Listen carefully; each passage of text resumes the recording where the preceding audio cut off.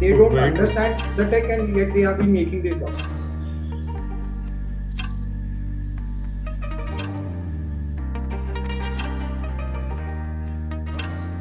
Now that Twitter is on a brink of exit from India, I don't think it's an understatement.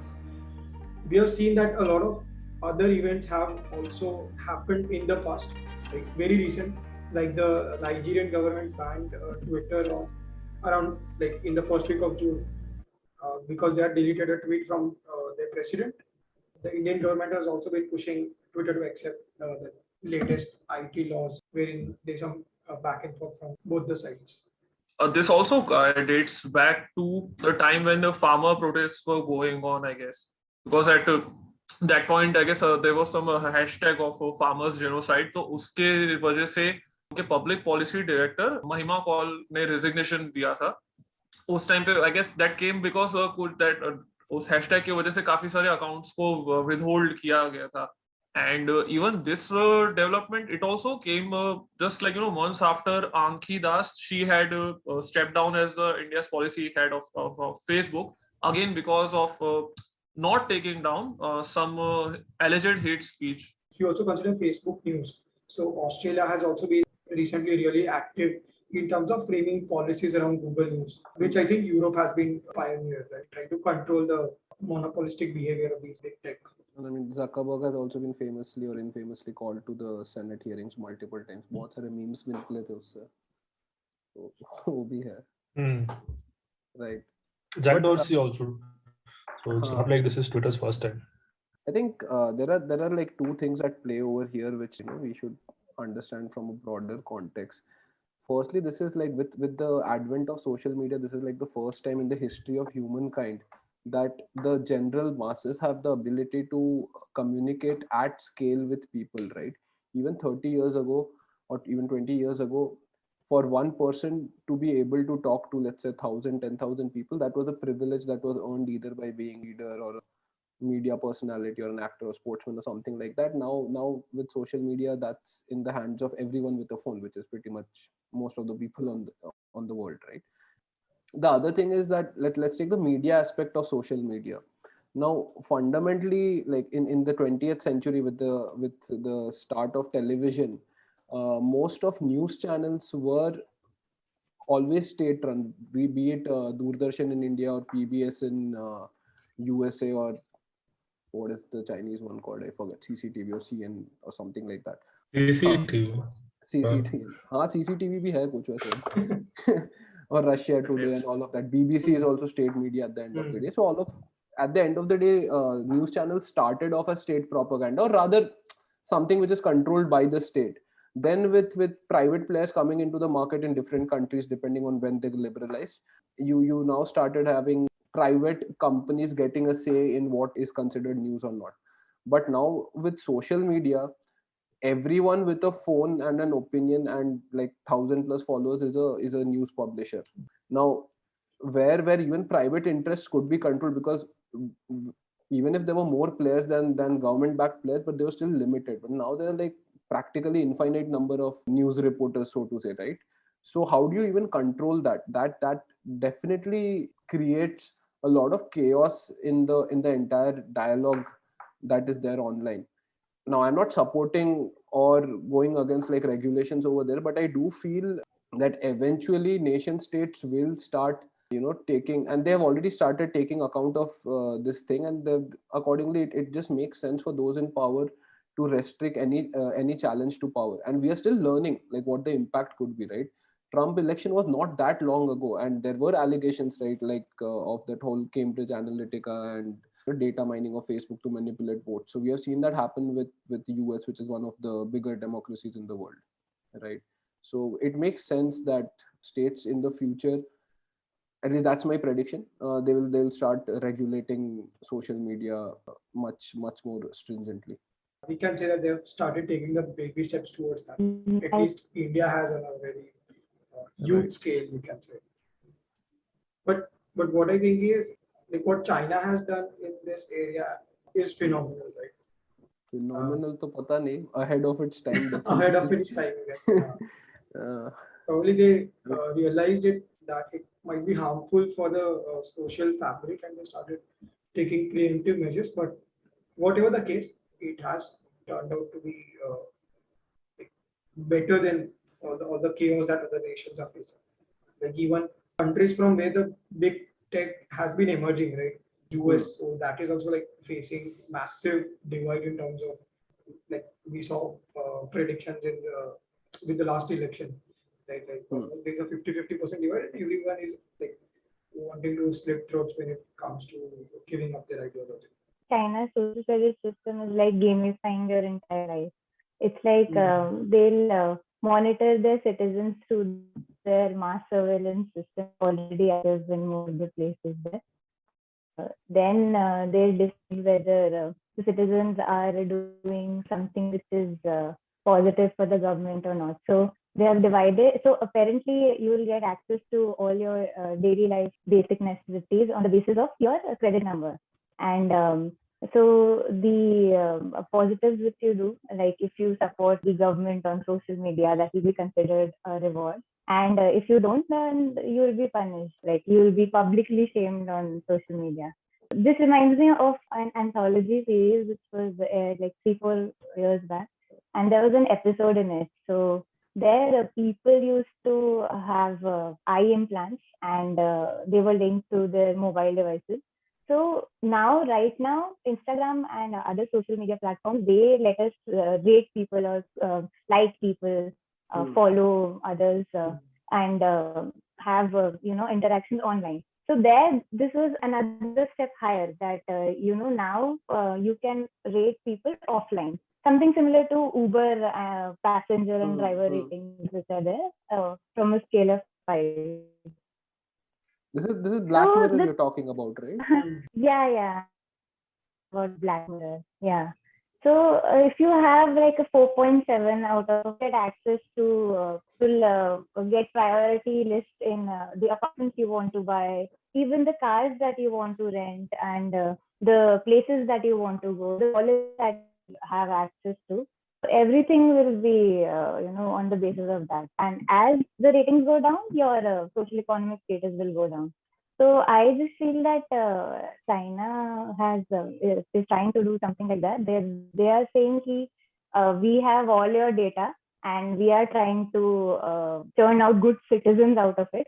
Nevertheless, they have all your data. So if they do something like this, then obviously people will put a front. As it is, this is happening online. Now this will happen offline also. And there'll be no concept of privacy left if this is there. So I just feel that either it's big tech companies or the government, they're just trying to rationalize that they have our data and for our own good.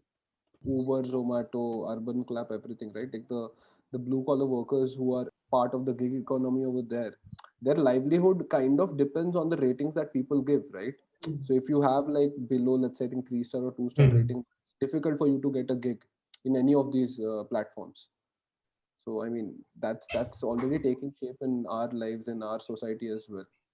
But then China takes it up a notch above, and that's why also it's very important and crucial that we keep state and social media as very separate. Maybe private players are running the social media, but then state should not control it. They must have a say in it for the smooth functioning of the society and everything. But I think if state gets involved in the execution as well, then state will control a narrative beyond our thinking, and like we will be believing what the states want us to believe, right? Like North Korea has a lot of silly things that like their citizens believe, because I mean it's North Korea, but yeah. In general, I think social media on a whole has been something which people have been debating, right? Has it been good? Has it been bad?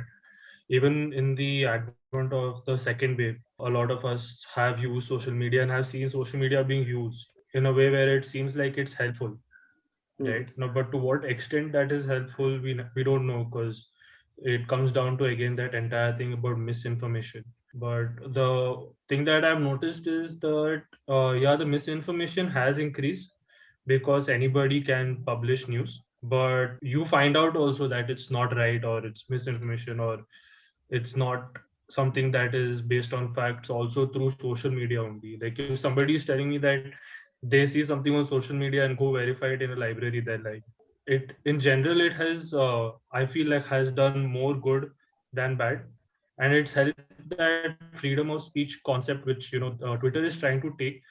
In the way Twitter is taking right now, maybe I don't agree, but it has helped that anonymity when you want to say something and you don't want yourself to be associated with that point publicly.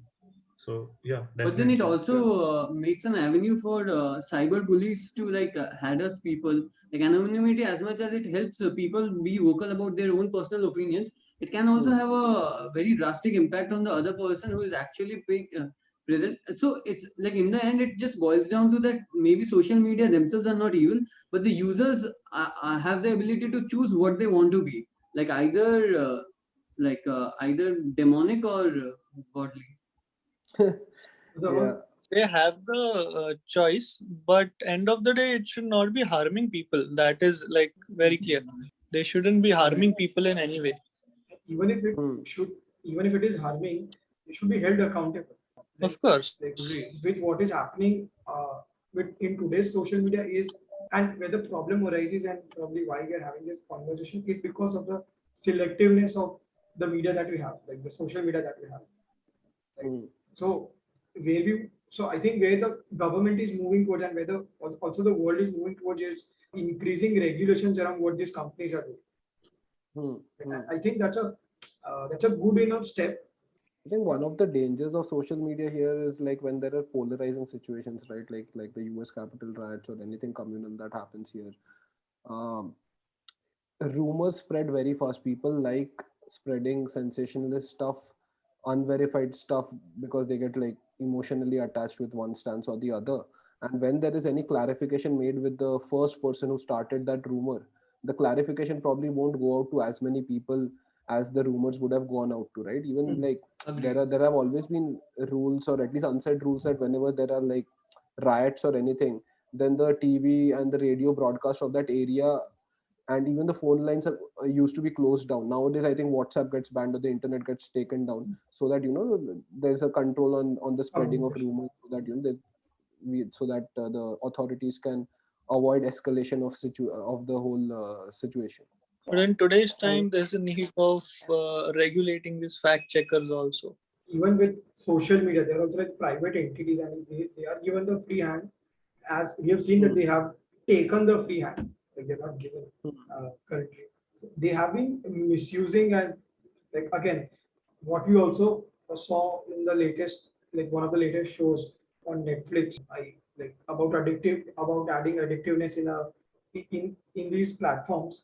They're doubling down on it, and there is no one to keep a check on it. That definitely compounds the effect, right? Because like all your internet based products are deliberately made addictive. They hack your dopamine system so that you get addicted to the likes and hearts and upvotes that you get over there.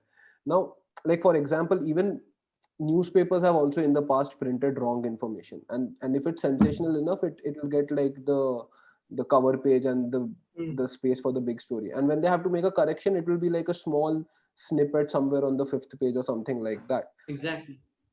But the problem is with the scale. See, your newspapers come out on a daily cadence. We probably have billions of tweets going out, or billions of Facebook posts going out every day. So that just compounds the effect exponentially, much higher, right? And it's happening live all the time. At least with newspapers and news channels, you still have a day to like mitigate it and control it. But how do you control it when things go south with whatever is trending or misinformation, if some misinformation is trending on social media? So, but so in this, what I think that say you are saying that the rate of spread of misinformation is very high. But let's say, I mean, we also need as a like democracy है कहीं पे भी, if you assume. So एक government के ऊपर भी एक चाहिए कि अगर स्टेट टर्न्स रोक तो उसके ऊपर चेक रहे.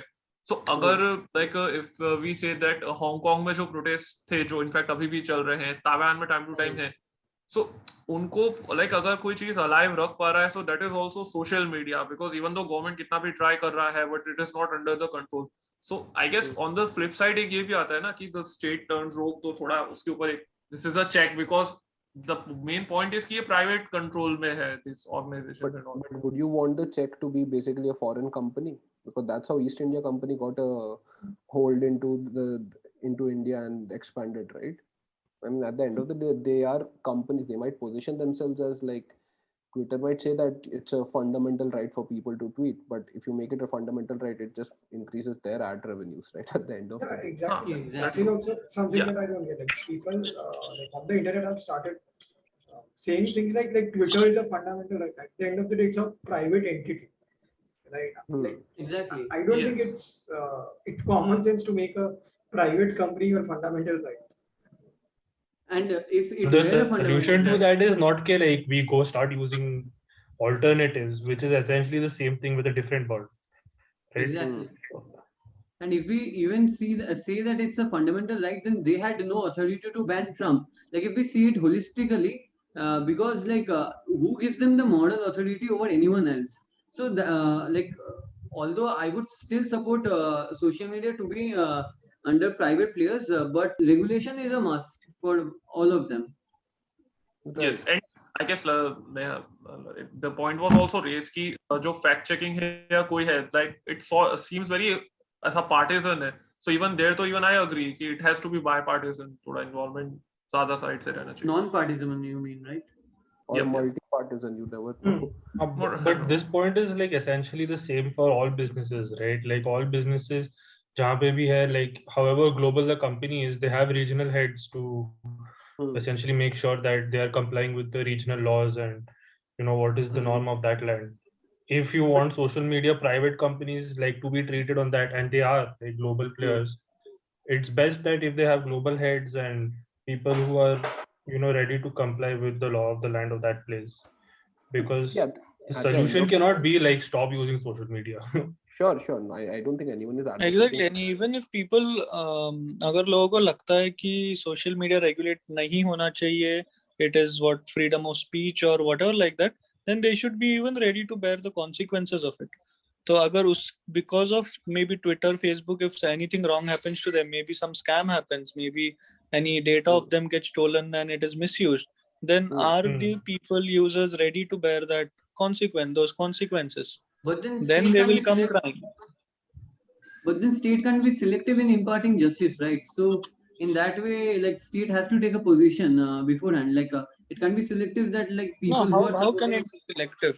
How can it be selective? If the laws are made, then of course there are courts who will keep a check.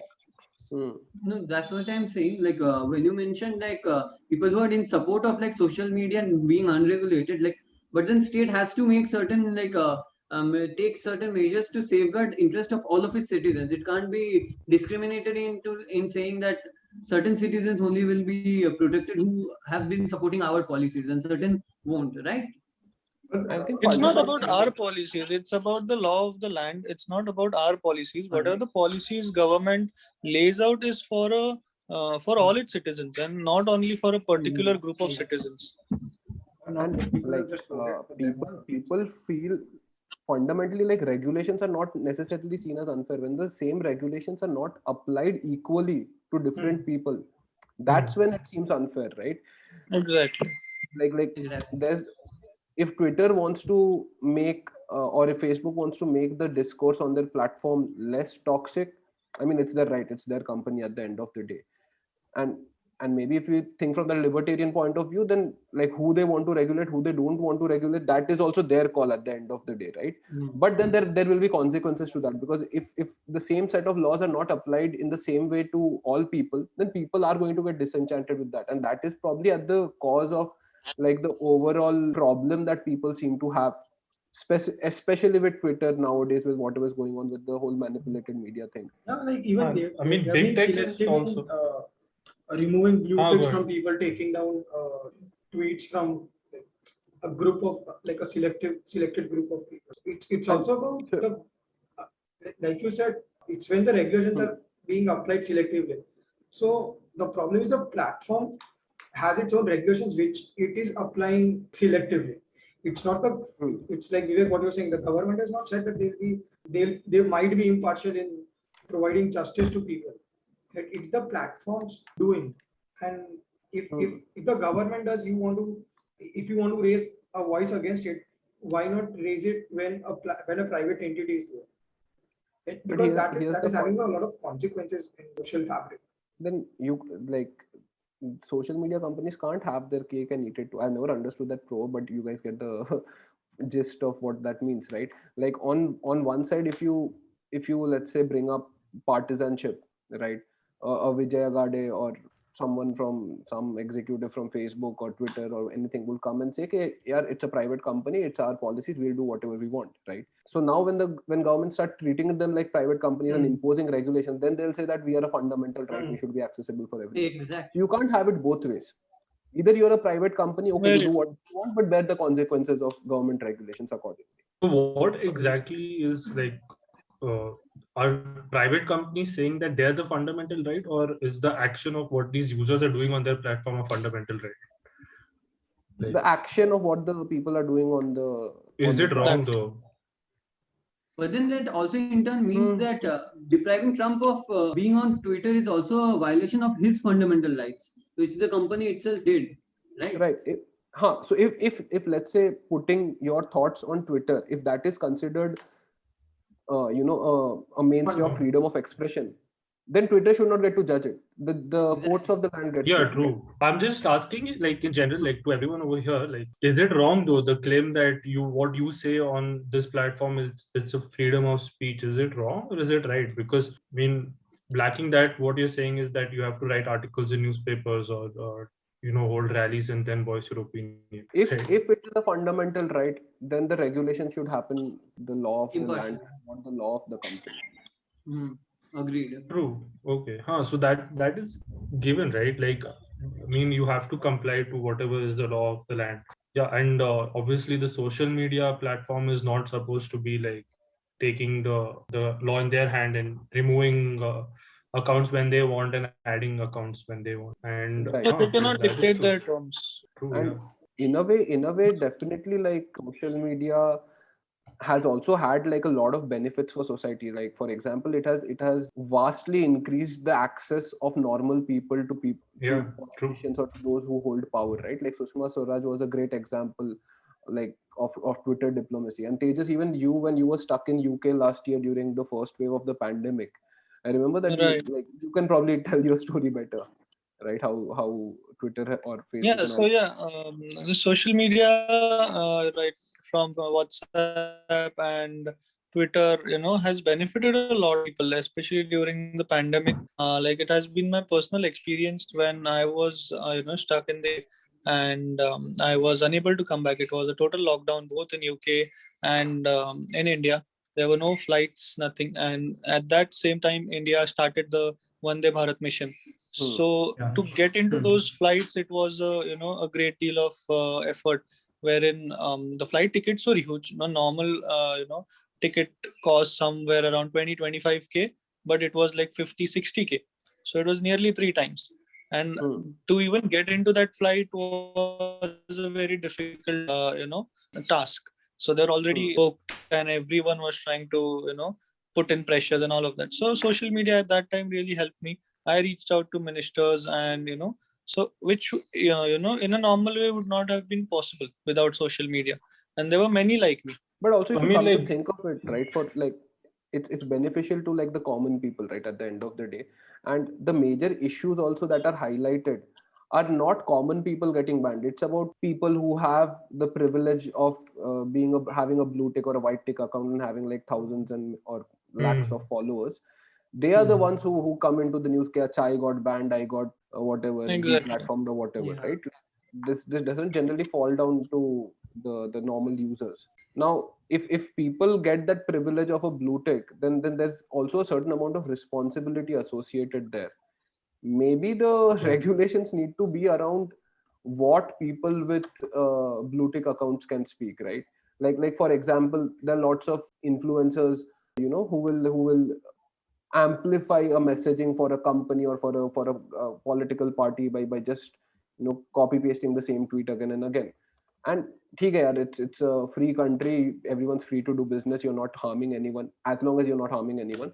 But I'm sure, like, just like WhatsApp can figure out that a message has been forwarded like many times and can tag it. Similarly, if let's say if it's clearly a messaging being amplified by a bunch of influencers, maybe the Exactly. platforms can start tagging that, and maybe the platforms can also Yeah. start, in general tagging politicians and celebrities ki, "Acha, this might be partisan information." Just make it a blanket thing. That kind of solves a lot of problems. Maybe, I don't know. Yeah, I mean, right now also when we use advertising in general, what we do right now, when we have to disclose like what the advertisement is about and who is paying the money behind the advertisement, right? Like Yeah. sponsored by so and so company. And in the West, influencer marketing has always been this way, where if you are doing an ad or if you are paid to do something and you don't actually like, you might believe in it, but if you're getting paid money to do it, then you have to put hashtag ad and monetize by so and so, which is slowly being accepted here, but it's not fully accepted yet. And in general, it should be right. Like if someone with so much power and authority who can make so much change with just putting a tweet or a post or whatever on any social, like all the things should be disclosed, right? Like this person is from so and so party, or this person has so and so views, or I mean they do it with data in the back end. Like they easily group it and show it to you, okay, like this is the demographic that is viewed your profile and all that. So why can't you put it in the front end? Like maybe I'm totally like opposite belief of what this person has said previously, but I might still agree with what he's Right. saying now or what she's saying now, if all the information is given upfront, right? And it will help a lot with this whole getting banned and not banned. Just for example, like let's take a certain celebrity right, who has got banned recently, who and she has been on the news and saying a lot of stuff, and she's got banned for whatsoever reason, right? Just put one disclosure, right? When she tweets, like she's been tweeting this kind of stuff which comes in this genre. Now you want to like it, believe it, don't want to believe it, that's up to you. And But in also general, one it's problem. like a privilege, right? I mean, I'll just complete this. Like it's like a privilege, right? Like having the blue tick or the white tick, like you get it only because you have some sort of authority. So you have to have that responsibility also. You have to follow through. Agreeing what Arnav said, and also like where individuals have more influences, like Jack Dorsey himself has a blue tick, like he has achieved nothing separately from being the CEO of Twitter itself, right? He has a blue tick. He enjoys influence, and he can be very manipulative in certain things if he chooses to, like bitcoins. He has recently started a venture fund also with bitcoins. And so when Elizabeth Warren, a US senator or a lawmaker, so she tweeted against bitcoins, that bitcoins have the ability to shake institutions and also take away governmental influence from regulating money, right? Dorsey tweets something on the lines of that Bitcoin empowered common people and took power away from banks, right? He has his vested interests over there, and he separately does that.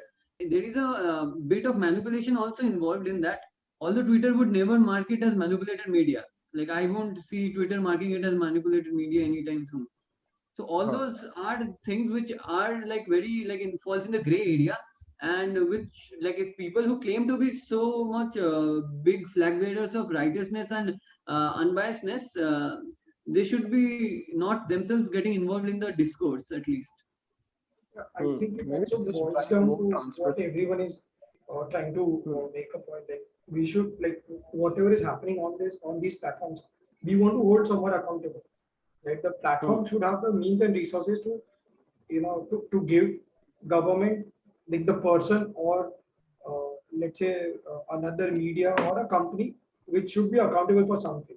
I think like a board of governors, like a separate board of governors for where a tech company is like functioning. It can have people from tech, because like one thing is very clear, that with the advent of tech, the legislators and policymakers who have been like totally in like out of sync with what is happening in tech, right? They True, don't very true. understand the tech, and yet they have been making these laws.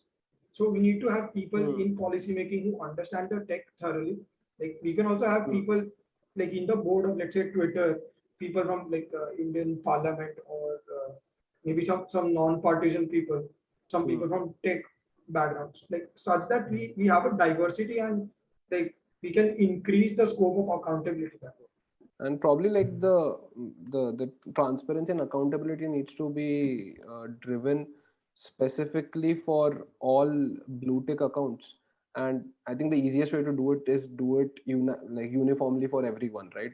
So that just takes away the whole judgment call aspect, where the platform's biases creep in, and then that causes discontent amongst people, right? Just uniformly mark every influencer's tweet as like whatever, like it's an amplification tweet or a sponsored tweet or partisan tweet or something like that, right? Like, check your blue tick privilege, I guess.